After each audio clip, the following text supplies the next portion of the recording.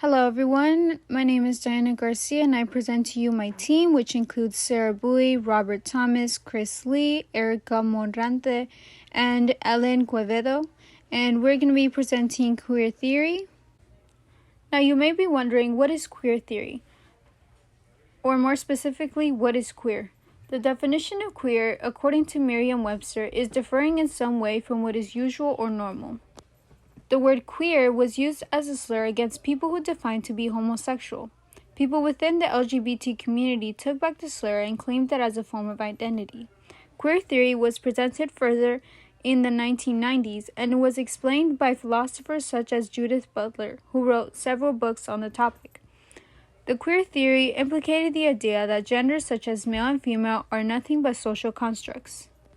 The theory also comes off as a form of activism for anyone who defines to be queer. It is a foundation for what is known to be an identity without structure. Queer theory also tends to be identified as in literature when there is an unstable sense of structure. It is founded to be unstable, which then allows the individual not to be within the confined gender creations of society. As mentioned before, queer theory is also present in modern and old literature. Conversations on queer theory began to emerge more in the 1990s. It began as a political stance on the rights for people within the LGBT community. Queer theory is also the study of how people within the community don't go by the standards and structures of modern-day gender roles. It is also identified as being a debate against labels and providing liberty of having different perspectives as well as identities. People who identify as queer have benefited from the creation and study of queer theory, as it allows them to be understood and makes being queer less problematic. The implication of queer theory within literature isn't always clear, as noticed in Dracula. Bram Stoker's inclusion of queer theory can be seen through Dracula himself, and his desire for men such as Jonathan Harker. More can be seen throughout the film, which will be presented in the further slides. The origin of queer theory is not clearly defined since it came from multiple cultural and critical contexts, such as feminism, post-structuralist theory, radical movements from people of color, post-colonialism, and more. The term itself, though, is coined by Teresa de Laurentiis, and it does three things. First, it refuses heterosexuality as the benchmark for sexual formations. Second, it challenges the belief that lesbian and gay studies is one single entity. And three, it focuses on the multiple ways that race shapes sexual bias. The overall theory challenges to disrupt the set binary standards formed by society in order to destroy the differences and inequalities brought upon those who don't fit within societal norms. One key example of what I just explained is this idea of heteronormativity. It is a worldwide view that accepts heterosexuality as normal and preferred sexual orientation, that sexual and marital relations are exclusively between people of opposite sex.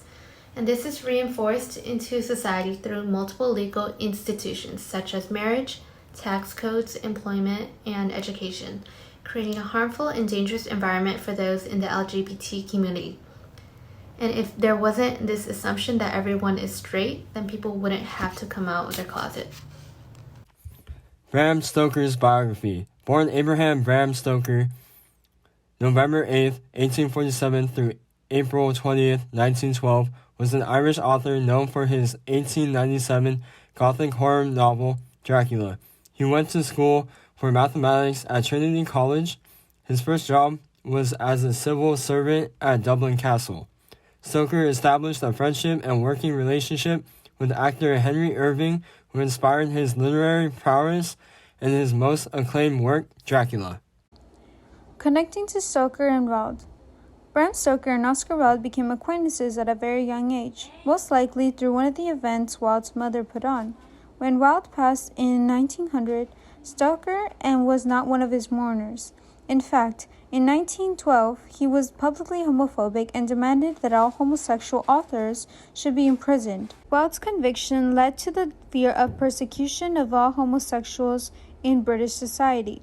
Thalia Schaffert, the author the literary criticism A Wild Desire Took Me, the homoerotic history of Dracula, argues that Stoker identified with anti-homosexual propaganda to partly disguise his own vulnerability as a gay man. Dracula was written to stand for the panic and interest the public had on Wilde's case. Scaffer mentions that furthermore, Dracula also carries the weight of Stoker's imaginative identification with Wilde. For Stoker, writes Dracula's plot to allow his surrogate Harker to experience imprisonment, just as Wilde languished in gaol. Thus Stoker manages to speak both on the closet and from the open. Queer theory applied to Dracula. Dracula is a reflection of Bram Stoker and Oscar Wilde's relationship, who were friends for a long time. Wilde was outed and convicted for being gay, which made Stoker go into hiding about his rumored sexuality of him himself being gay. The Victorian era was notorious for being conservative, but Stoker's Dracula challenged those normalities without drawing obvious attention. The dialogue and relationship between Count Dracula and Jonathan Harker was sexually charged, giving insight that Dracula is homosexual.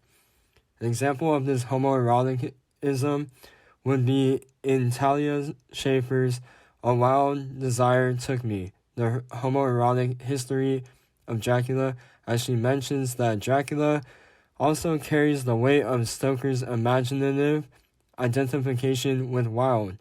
For Stoker writes Dracula's plot to allow his surrogate Harker to experience imprisonment just as Wilde languished in gaol. The role of sexuality in Dracula. In this scene, Dracula is forcing Mina to drink his blood from his open wound. His right hand gripped her by the back of the neck, forcing her face down on his bosom. Her white nightdress was smeared with blood, and a thin stream trickling down the man's bare chest, which was shown by his torn open dress. Dracula offers an open wound, which could be a displacement for a mother's breast. The roles are now reversed, where Dracula is the one doing the nourishing, and Mina is feeding on him.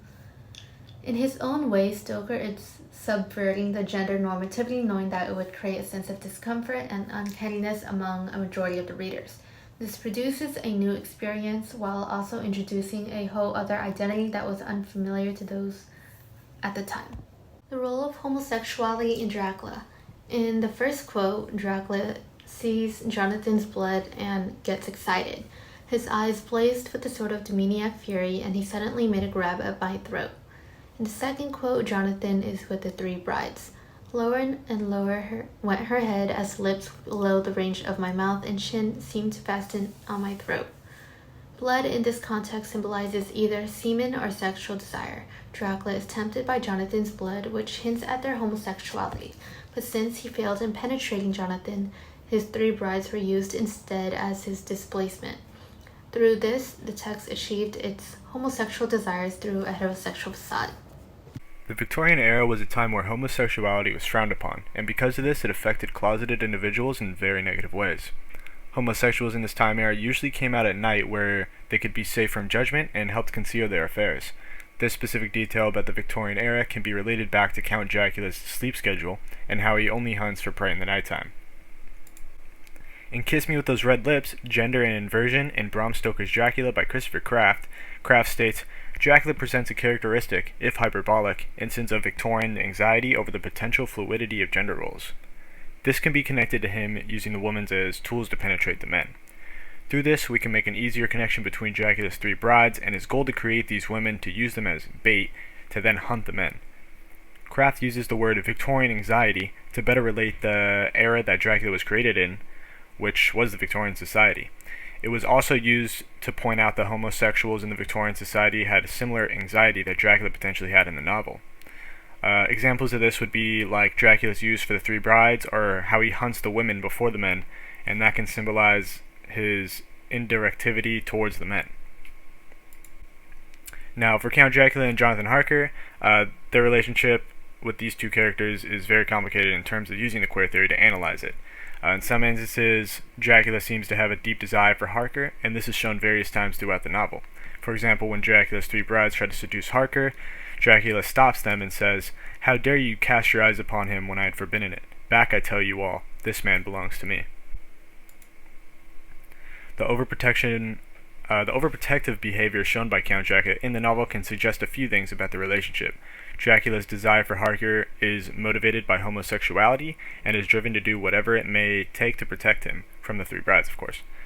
This desire is shown better in the film Dracula by Francis Ford Coppola in 1992.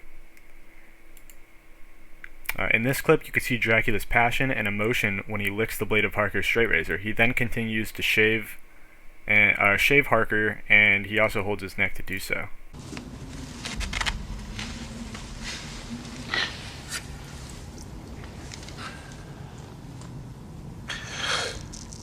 Should you leave these rooms? You will not by any chance go to sleep in any other part of the castle. So in the 1992 Bram Stoker's Dracula, directed by Francis F. Coppola, we see a certain scene where Mina and Lucy share a kiss. And although this kiss was not mentioned in the novel at all, it was clear to Coppola, and he found it fitting, given the nature of the relationship, to include this particular scene in the film. And Mina is portrayed as a liminal woman caught between the traditional roles of Victorian women and the more modern role she desires to embrace.